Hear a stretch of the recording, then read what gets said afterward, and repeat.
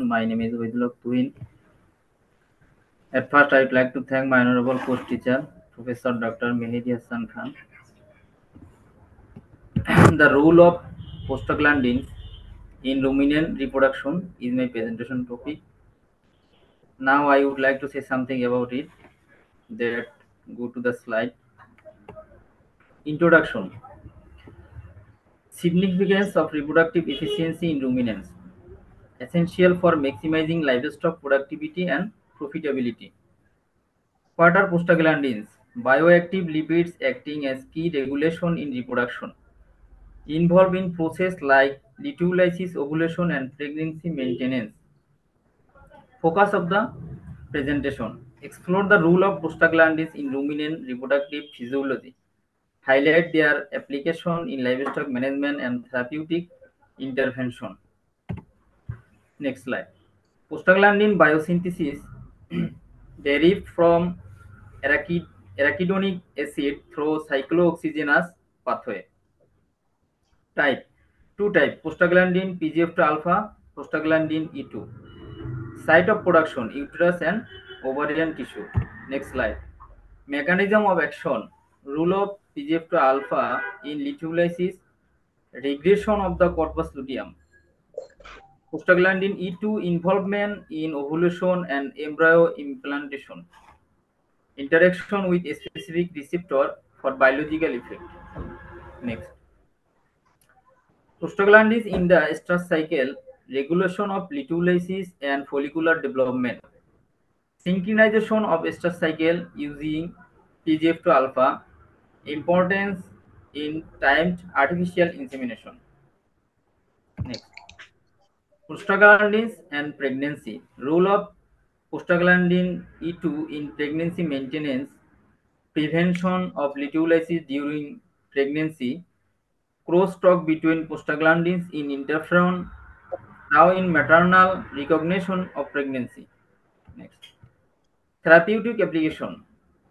Treatment of reproductive disorders such as pyometra, ovarian cyst, silent stars. Use of prostaglandin analogs in veterinary medicine. Advance in research. Emerging rules in embryo development and uterine tone regulation. Innovation in prostaglandin-based stars synchronization protocols.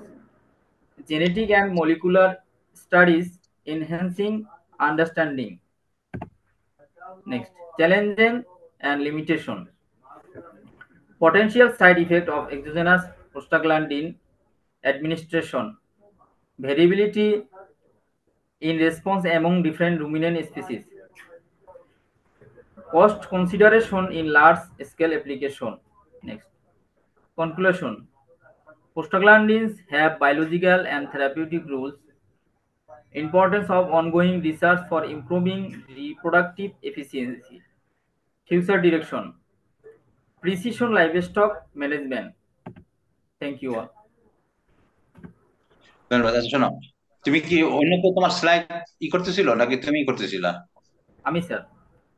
তাহলে ওই যে আবার next slide please, এটা বলা তো দরকার নাই, খালি সময় নষ্ট। আর একটা শুরুতে যে তোমরা সবাই যে থ্যাংক ইউ, এখানে তো আমি একজনই টিচার আছে, আর তো কোনো টিচার নাই, যার এটাও আসলে কারোর বলার দরকার নেই। ঠিক আছে স্যার। এখন তুমি যেটা আমাকে বলবা যে প্রোস্টাগ্ল্যান্ডিন তৈরি হয় তো ফ্যাটি অ্যাসিড থেকে, তাই না? কোন ফ্যাটি অ্যাসিড থেকে তৈরি হয়? Volatile fatty acid. Volatile fatty acid থেকে প্রোস্টাগ্ল্যান্ডিন তৈরি হয়? না স্যার, সরি স্যার। বলো, তুমি তোমার স্লাইডে দিছো? জি স্যার। নাম বলো, তোমার স্লাইডে আছে। স্যার আবার একটু প্রশ্ন না স্যার। প্রোস্টাগ্ল্যান্ডিন তৈরি হয় কোন ফ্যাটি অ্যাসিড থেকে? সরি স্যার, এটা আসলে। আর শুরুর দিকে যাও, এই যে এখানে আছে, এই যে দেখো প্রথম লাইনে আছে, কি লেখা? Arachidonic acid. Arachidonic acid. তুমি এটা নিজে লিখছো, তাহলে এটা বলতে পারছো না কেন? আচ্ছা, নেক্সট হলো, তুমি তো দেখাইলা, খেয়াল তো নাই, তো নিজেই তুমি লিখছো, তাহলে তোমার প্রেজেন্টেশন তুমি না করতে কি করে? এখন প্রশ্ন হলো, অ্যারাকিডোনিক অ্যাসিডটা কি জিনিসটা, কি আসে? কয়টা কার্বন? কয়টা কার্বন স্যার? প্যারাকিজনিক অ্যাসিডে কয় কার্বন? এটা সরি স্যার, 20টা কার্বন। ঠিক আছে, কার্বন 4টা। ঠিক আছে, এখন তুমি যে লিখছো site of production uterus ovarian tissue, সেখানে তার কাজ কি? তুমি লিখছো site of production uterus and ovarian tissue, এই ওভারিয়ান টিস্যু ইউটেরাসে প্রোস্টাগ্ল্যান্ডিনের কাজ কি?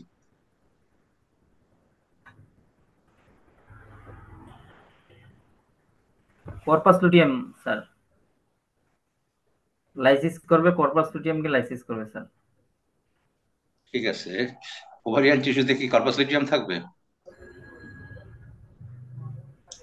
আচ্ছা, ঠিক আছে, আর কি তোমার ইউটেরাসে ভালোভাবে থাকে স্যার, ইউটেরাসে। সিনক্রোনাইজেশন নাম শুনছো? সিনক্রোনাইজেশন জি স্যার।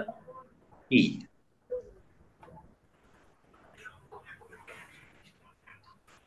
সবগুলো স্যার একসাথে স্টারসে এটা আনবে আর কি।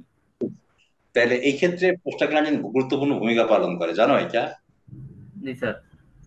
ইংল্যান্ডে তুমি যদি যাও, সমস্ত ভেড়া হিটে আসে হইলো অক্টোবর আর বাচ্চাদের এপ্রিলে। ঠিক আছে, জি স্যার। যে ইসে শীতকালে যে বাচ্চা পেটের ভিতরে থাকে আর গরমকালে বাচ্চা আসে, যার জন্য ওই শ্রমের মধ্যে কোনো সমস্যা হয় না। সেক্ষেত্রে তারা কি ইউজ করে জানো এই সিনক্রোনাইজেশনের জন্য? PGF two alpha. এখন এই পিজিএফ আলফা কিভাবে কাজ করে আমাকে বুঝাই বলো তো।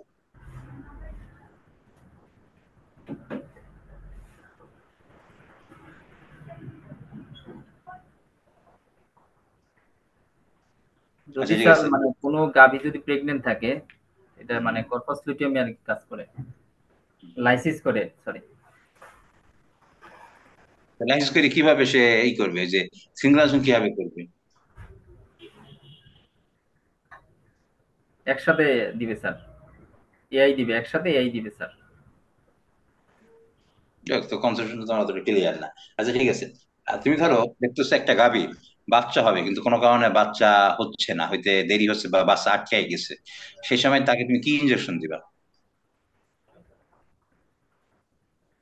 প্রোস্টাগ্ল্যান্ডিন অথবা অক্সিটোসিন দিব স্যার। হ্যাঁ? কি কি কি কি প্রোস্টাগ্ল্যান্ডিন অথবা অক্সিটোসিন। ঠিক আছে, অক্সিটোসিন, অক্সিটোসিন কি জানো এটা? এটা হরমোন স্যার, কি hormone? Release release hormone sir. Protein hormone, amino acid, সেখানে 9টা অ্যামাইনো অ্যাসিড দিয়ে তৈরি। আচ্ছা, ঠিক আছে, তাহলে একটা প্রশ্ন হলো প্রোস্টাগ্ল্যান্ডিন অথবা তুমি দিবা কি বলে ওই অক্সিটোসিন, এখানে জি স্যার। প্রোস্টাগ্ল্যান্ডিন কিভাবে কাজ করে বলো? ওভারিয়ান যে কন্ট্রাকশন, এটা রিল্যাক্সেশনে কাজ করে স্যার।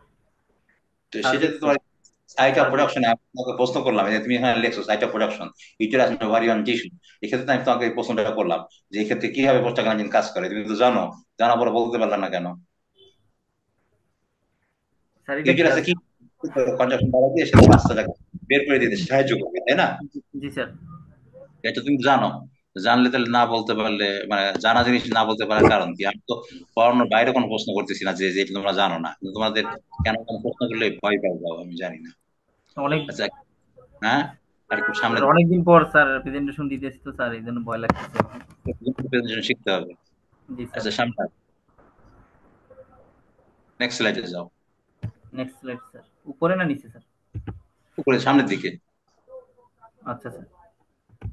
আচ্ছা, এই যে কর্পাস, মানে পরের দিকে একটু আগে দেখাইলাম আমাকে, এই যে কর্পাস লুটিয়ামের কথা যে বললা, regression of corpus luteum, corpus luteum কি আমাকে বুঝাই বলো? আমি আম মানুষ, আমি তো ভেটেনারি পড়ি নাই, পড়ছি, আমি এগুলো বুঝি না, আমাকে বুঝাই দাও।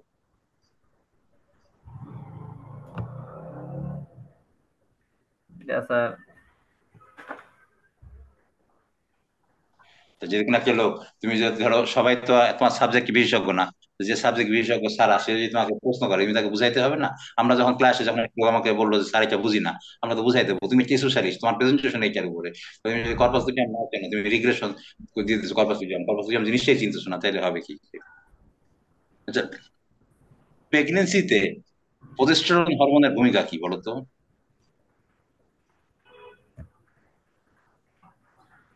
এটা হচ্ছে স্যার এই যে কর্পাস লুটিয়ামকে রাখতে সাহায্য করে স্যার, হিটে এটা আসতে কর্পাস, সাহায্য। কর্পাস লুটিয়াম তুমি বলতে পারতেছো না। হিটে আসতে দেয় না, হিটে আসতে দেয় না স্যার। হিটে আসতে দেয় না, কারণ যেহেতু বাচ্চা আছে, যার জন্য তো সে হিটে আসলে তা আবার আরেকটা ঝামেলা, এই জন্য হিটে আসতে দেয় না। ঠিক আছে, কিন্তু কর্পোসিশন জিনিসটা কি আরেকটু তোমার ধারণা রাখা উচিত ছিল। আচ্ছা ঠিক আছে। পারি স্যার।